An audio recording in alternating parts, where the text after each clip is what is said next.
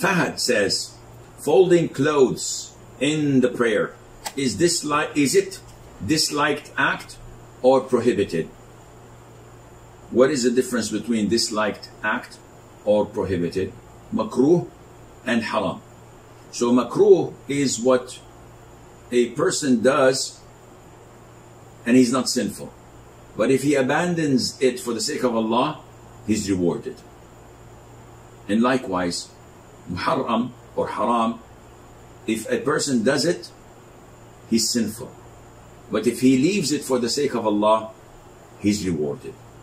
So he's asking now, folding the clothes for prayer, is this considered to be disliked or prohibited?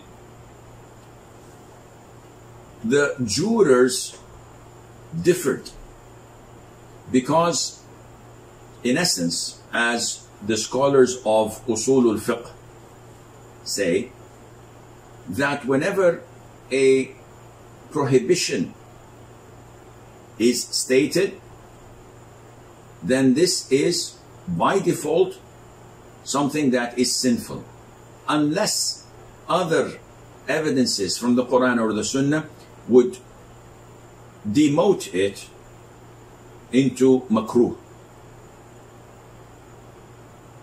So for example, when the Prophet ﷺ prohibits us from drinking while standing up, there is a prohibition, there is a hadith.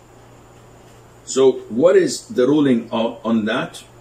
The default is the prohibition, do not drink standing up, means that it is prohibited and you're sinful if you do it. Now this prohibition was actually, let's start from the bottom. This prohibition was promoted and made less in severity into makruh, and some say into even permissible, when the Prophet himself ﷺ, as in Sahih al-Bukhari, drank Zamzam water while standing up. So now we have two sort of conflicting evidences. Don't drink standing up, and he drank standing up. So let's see what the companions say. We go also in Sahih al-Bukhari and find that Ali ibn Abi Talib, may Allah be pleased with him, the fourth caliph, the cousin of the Prophet ﷺ, and the son-in-law of the Prophet ﷺ, the husband of Fatima, he says, I don't care whether I drink standing up or sitting down, for I had seen the Prophet ﷺ drink standing up. So what does that tell us? It tells us that drinking standing up is not haram. However, it is definitely more rewarding to drink sitting down, due to the prohibition in the beginning not to drink standing up. So likewise, when we come to the hadith that do not fold your clothes when you want to pray, the default is this is an instruction, an order not to do something, which means it is prohibited and sinful unless proven otherwise. Do we have any proof? Technically speaking, no. However, the majority of scholars say that this is not sinful, rather it is makruh. Where did they get this understanding from?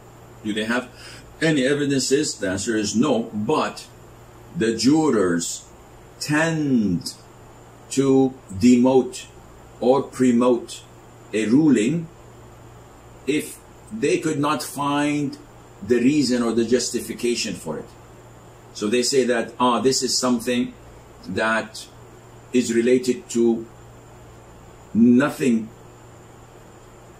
of halal and haram. Rather, it is humanly better. Where did you get this from? I don't know. It sounded good. So they say, yeah, it sounds good. Okay, you agree? Yeah, agree. You agree? Agree. So the majority say, for example, eating with your left hand is makruh. What? The hadith is crystal clear. Yeah, it is crystal clear, but we don't know the point to make it haram. So we say that it is makruh. And sometimes by them saying makruh, like in the Hanafi school of thought, they have two types of makruh. Makruh, not recommended, and makruh, prohibited. They call it karahatul tahrim or karahatul tanzih. And this is something that a student of knowledge has to be careful when studying, so that he would learn the terminology used by the jurors of a particular school of thought before jumping to conclusions. So the default is, the hadith is crystal clear. It is prohibited to fold your clothes when you pray. So part of the folding of the clothes is this. If I am doing this, and just before prayer I do this, this is folding. I should not do that and pray like that. Folding your sleeves, I should not do that. One says, okay, Sheikh, what about if I have my pants below my ankles? I say, Akhi, 24/7, you're sinful, whether you're praying or not. But due to the fact that prayer, one has to do the level best not to be in a state of sin, we tell you, you've got to fold this because it's the lesser of the two evils. And Allah Azza wa Jal knows best.